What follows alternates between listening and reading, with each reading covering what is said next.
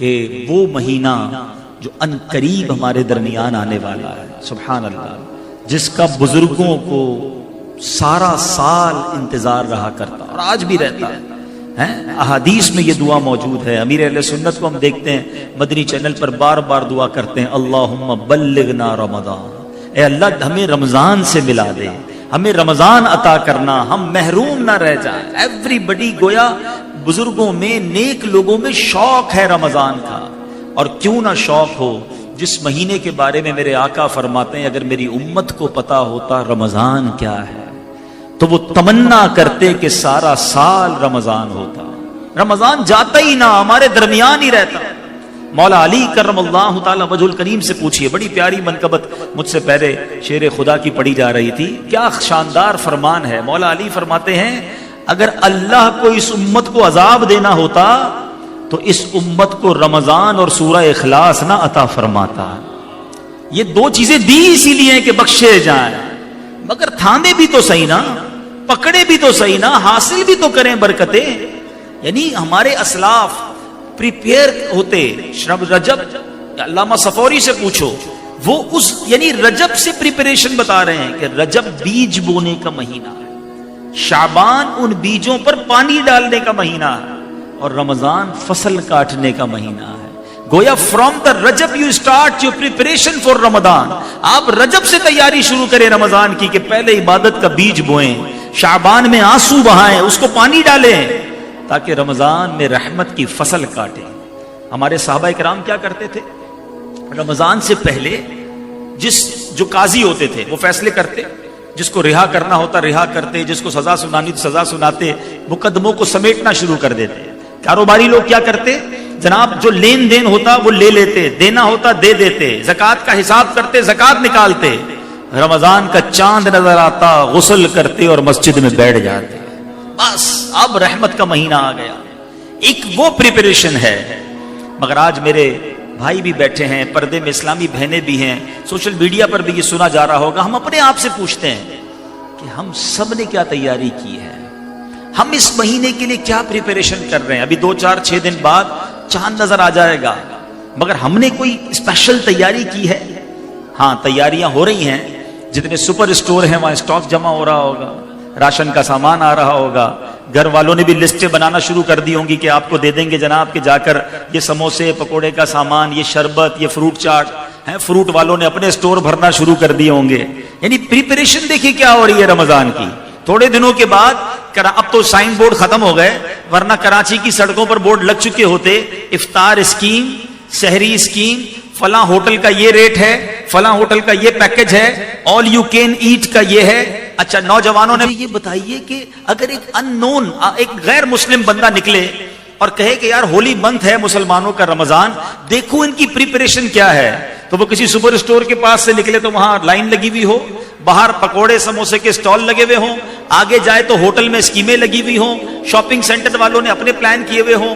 اب ہمارے کئی بھائی جن کے کپڑے کی دکانیں یا سپر اسٹور، یہ بوتیکس وغیرہ یا جو بھی ہیں، انہوں نے کیا پلان بنانا ہوتا ہے؟ 5-6 دن تراویح پڑھ لو، اس کے بعد رات ساری پھر ہم نے بازار میں گزارنی ہے۔ عام عوام نے پلان کیا ہے؟ 10-15 دن کے بعد پھر روزانہ شاپنگ کرنے جانا ہے۔ مجھے یہ بتائیے ان تمام چیزوں میں عبادت ٹائم کہاں ہے؟ عبادت اسکیم کدھر ہے؟ قرآن اسکیم کہاں ہے؟ تلاوت کدھر ہے؟ مغفرت کے لیے دعائیں کدھر ہیں؟ گر گڑانا کدھر ہے؟ انڈرسٹینڈ کیجئے، رمضان فوڈ فیسٹیول نہیں ہے۔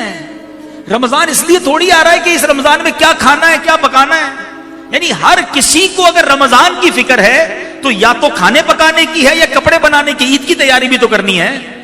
اللہ اکبر، اس پوری پریپریشن میں نے کتنے روزے رکھنے ہیں، تراویح کتنی پڑھنی ہے، نوافل کتنے پڑھنے ہیں، اللہ کی بارگاہ میں کتنا گر گڑانا ہے، مغفرت کیسے لینی ہے، درود کتنے پڑھنے ہیں، کتنی بار ختم قرآن پڑھنا ہے، اس کو کون ڈسکس کر رہا ہے؟ آج یہ استقبال رمضان بڑا شاندار ٹاپک مجھے حافظ صاحب نے دیا۔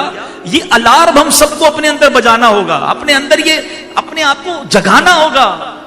ہم وہ دعا بھول گئے؟ کونین کے والی صلی اللہ تعالی علیہ وسلم نے ایک بار ایک منبر پر قدم مبارک رکھا اور آمین کہا، اور صحابہ اکرام بھی کمال کے لوگ تھے۔ جب بھی کوئی ان یوزول غیر معمولی چیز نبی پاک میں دیکھتے تو سوال کر لیا کرتے تھے۔ انہوں نے سوال کیا، کام ہمارا بن گیا، ہمیں جواب مل گیا. صحابہ کرام نے عرض کی حضور آپ نے آمین کیوں کہا؟ حدیث طویل ہے، میں ایک جز سنا رہا ہوں. اللہ کے حبیب نے کہا جبریل امین میرے پاس آئے اور جبریل امین نے آ کے دعا کی کہ حدیث کا مضمون ہے وہ شخص ہلاک ہو جائے، بدبخت اور برباد ہو جائے جو رمضان کو پائے اور اپنی مغفرت نہ کروا سکے. اور نبی پاک کہتے ہیں میں نے اس دعا پر آمین کہی ہے. ایسا لگتا ہے امت یہ دعا بھول چکی ہے. دعا کرنے والا فرشتوں کا سردار. ٹرائی ٹو انڈرسٹینڈ اس دعا کی امپورٹنس سمجھو. دعا کون کر رہا ہے؟ فرشتوں کا سردار روح الامین. اور دعا پر آمین کون کہہ رہے ہیں؟ نبیوں کے سردار جناب رحمت للعالمین صلی اللہ تعالی علیہ وسلم. اب کوئی شک رہ گیا دعا کی قبولیت میں؟ It means it must be approved. قبول ہی قبول ہے. تو یہ طے ہو گیا کہ جس نے رمضان کو پایا اور اپنی مغفرت نہ کروا سکا وہ ہلاک و برباد ہو جائے. اب آؤ میں آپ کو بتاتا ہوں یہ مہینہ ہے کیسا. اس مہینے میں کرم کتنے ہیں، اس مہینے میں رحمتیں کتنی ہیں. سب سے پہلی بات، سارا سال جو ہمیں گناہوں میں لگاتا ہے ہمارا دشمن ہے شیطان لعین. اللہ تعالیٰ کی مہربانی دیکھو دشمن کو ہی قید کر دیا جاتا ہے. یہ ستاتا ہے نا، چلو یہ بند، یعنی جو ہمیں غلط کاموں کی طرف لے جاتا ہے اس کو ہی اللہ نے بند کر دیا. اب تو آسان ہو گیا نا. اب اس کے بعد نفل کا ثواب فرض کے برابر، فرض کا ثواب 70 گنا. روزانہ افطار کے وقت 10 لاکھ گناہگار جہنم سے آزاد کر دیے جاتے ہیں. Every day million sinners, 10 lakh گناہگار جہنم سے آزاد کیے جاتے ہیں. سچ بتاؤ روزانہ افطار کے وقت میرا کام کیا ہونا چاہیے؟ شربت آیا کہ نہیں، دہی بڑے آئے کہ نہیں، پکوڑے بنے کہ نہیں، یہ کام ہونا چاہیے. یہ کاش باپ بھی ہاتھ اٹھائے، بچے بھی ہاتھ اٹھائے اور آنکھوں میں آنسو ہوں کہ مولا آج بھی 10 لاکھ بخشے جائیں گے، میرا نام بھی لکھ دے، میرے بچوں کا نام لکھ دے، اللہ میرے ماں باپ کا نام لکھ دے. ایک دن گزرے تو دل پر خوف طاری ہو جائے کہ کل جو 10 لاکھ بخشے گئے میں تھا کہ نہیں. دوسرے دن پھر گر گڑاہٹ ہو، تیسرے دن اور تڑپ پڑ جائے. ادھر تو حال یہ ہے پہلے 4 دن مسجد فل، 5ویں دن سے ایک ایک صف کم ہونا شروع ہو جاتی ہے. کیوں؟ وہ جوش گیا. شروع میں جذبہ تھا نمازوں کا، فجر کا، نماز مغرب میں، تراویح میں، آہستہ آہستہ صفیں کم. کیا ہوا جناب؟ اب آخری عشرے میں کچھ نمازی پھر آ جائیں گے. ایسا نہ کرو میٹھے اسلامی بھائیو. یہ مہینہ بخشوانے آ رہا ہے، یہ مہینہ ہم پر رحمتیں برسانے کے لیے اللہ نے بھیجا ہے. اس مہینے کی ایک ایک گھڑی قیمتی ہے. اور خاص طور پہ جو پہلی رات آئے تو یاد رکھنا اللہ کے حبیب علیہ الصلوۃ والسلام کو وہ 5 چیزیں، سنیے گا ذرا، نبی پاک علیہ الصلوۃ والسلام کو اللہ تبارک و تعالیٰ نے وہ 5 خصوصی کرم عطا فرمائے ہیں جو کسی اور نبی کو عطا نہیں فرمائے. نمبر 4، اللہ تعالیٰ جنت کو حکم فرماتا ہے کہ میرے نیک بندوں کے لیے آراستہ ہو جا، سجائی جاتی ہے جنت، اور فرماتا ہے ان قریب وہ دنیا کی مشقت میں وہاں سے آ کر میرے گھر میں آرام اور راحت پائیں گے. روزہ داروں تمہارے لیے جنت سجائی جائے گی. اللہ کے نیک بندوں کے لیے جنت پریپیئر کی جاتی ہے. اور 5ویں بات نبی پاک فرماتے جب ماہ رمضان کی آخری رات آتی ہے، آج یہ بات بھی سیکھ کر جاؤ